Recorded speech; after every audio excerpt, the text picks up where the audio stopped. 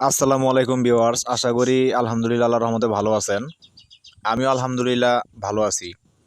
আজকে আপনাদের মাঝে নিয়ে হাজির হয়েছি খুবই শক্তিশালী, খুবই পাওয়ারফুল, চমৎকার, সহজ সরল একটি পরিসাধনা নিয়ে। মাত্র তিন অক্ষরে একটি পরিসাধনা নিয়ে হাজির হয়েছি। এতটা সহজ সরল আমল ইনশাল্লাহ যখন করবেন তখনই বুঝতে পারবেন।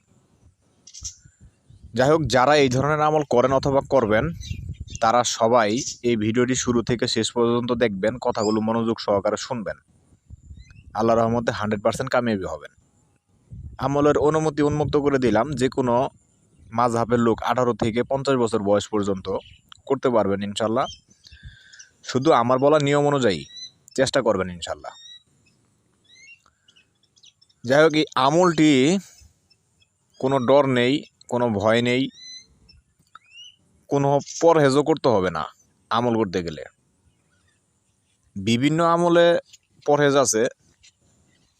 এই আমলের ক্ষেত্রে জালালি, জামেলি, পোশাকের কোনো ধরনের কোনো পরহেজ নেই ইনশাল্লাহ। এতটা সহজ সরল। শুধুমাত্র খেয়াল রাখতে হবে, যারা বিড়ি, সিগারেট অথবা তামাকজাত দ্রব্য, এক কথায় বলতে গেলে নেশাদ্রব্য যে জিনিসগুলো আছে, এগুলো আপনারা কেউ যদি সেবন করে থাকেন আগের থেকেই, তাহলে অবশ্যই এগুলা ছাড়ার 3 দিন পর থেকে আমল শুরু করতে পারবেন। আর যারা এই সমস্ত জিনিসের সাথে জড়িত নাই, তারা আলহামদুলিল্লাহ ভালো, তারা কোনো সমস্যা হবে না, আগের থেকে আমল শুরু করতে পারবেন। যাই হোক, এই আমলের ক্ষেত্রে 2টা দিন নির্ধারণ করা হয়েছে, যেটা আপনাদের ভালো লাগবে সেই দিন থেকে আমল করতে পারবেন ইনশাল্লাহ। প্রথমত, এই আমলের নির্দিষ্ট কোনো দিন নেই, বাধ্যতামূলক নির্দিষ্ট কোনো দিন নেই। তবে এই সমস্ত আমল করতে গেলে ভালো যে সমস্ত দিনগুলো আমরা আমলের ক্ষেত্রে মেনে থাকি, ওই সমস্ত দিনের ভিতরে আমল করার চেষ্টা করবেন। যেমন শনিবার হতে পারে, মঙ্গলবার হতে পারে, অমাবস্যা হতে পারে, পূর্ণিমা হতে পারে। এই সমস্ত যে দিনগুলো আছে, এগুলা দিনের ভিতরে যে কোনো দিন নির্ধারণ করে নেবেন।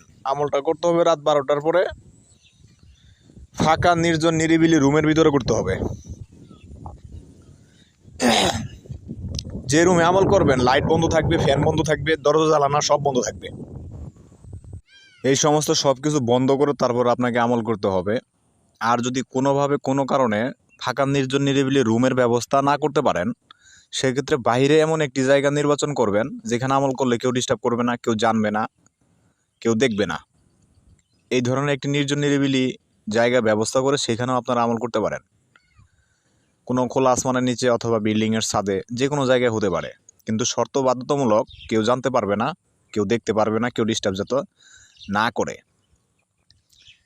আমলের আগে অথবা সফলতা পাওয়ার পর কেউ জানতে পারবে না, সেটাও খেয়াল রাখবেন। কাউকে বলা যাবে না, এই সমস্ত জিনিস সবসময় গোপন রাখতে হয়। আর যদি প্রকাশ করেন তাহলে সফলতা পাবেন না, আর সফলতা পাওয়ার পর যদি প্রকাশ করেন তাহলে সেই শক্তিটা সারা জীবনের জন্য আপনার কাছে থাকবে না।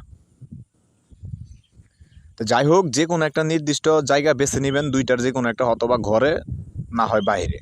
নেওয়ার পর শনি অথবা মঙ্গলবার, অমাবস্যা অথবা পূর্ণিমায় 12টার পর ওইখানে যাবেন নির্জন নিরিবিলিতে। যাওয়ার পর পূর্বমুখী হয়ে বসবেন। পূর্বমুখী হয়ে বসতে হবে, মাথায় টুপি দেওয়া যাবে না, ভালো পাক পবিত্র পোশাক নিতে হবে, পাক পবিত্র হয়ে যেতে হবে। তারপর শরীর বন্ধ করতে হবে না, ডর ভয়ের কোনো কারণ নাই, কোনো হিসারও দিতে হবে না। স্ক্রিনে খেয়াল করে দেখবেন, আমি একটা মন্ত্র দিয়ে দিয়েছি, 313 বার পড়তে হবে। আগে পরে কোনো দুরূদ শরীফ পড়া লাগবে না। এই আমলের ক্ষেত্রে আগে পরে কোনো দুরূদ শরীফ পড়া লাগবে না, শুধু মন্ত্র পাঠ করবেন। মূলত আমলটা হচ্ছে 3 দিনের। যদি কোনো ভাই এবং বোন 3 দিনে আমলের সফলতা না পান, তাহলে অবশ্যই কষ্ট করে আমলটা 7 দিন পর্যন্ত করবেন। তো যদি 7 দিন নিয়ত করে যদি কেউ আমলটা করতে পারেন এই ধরনের, তাহলে অবশ্যই আমলটা করার চেষ্টা করবেন। আর যদি না পারেন তাহলে কষ্ট করে আমল করার দরকার নাই। কারণ আমরা অনেক সময় একটু মেয়াদ বেশি দিয়ে থাকি, তার কারণ হইতেছে আমলের জাকাত আদায় করার জন্য।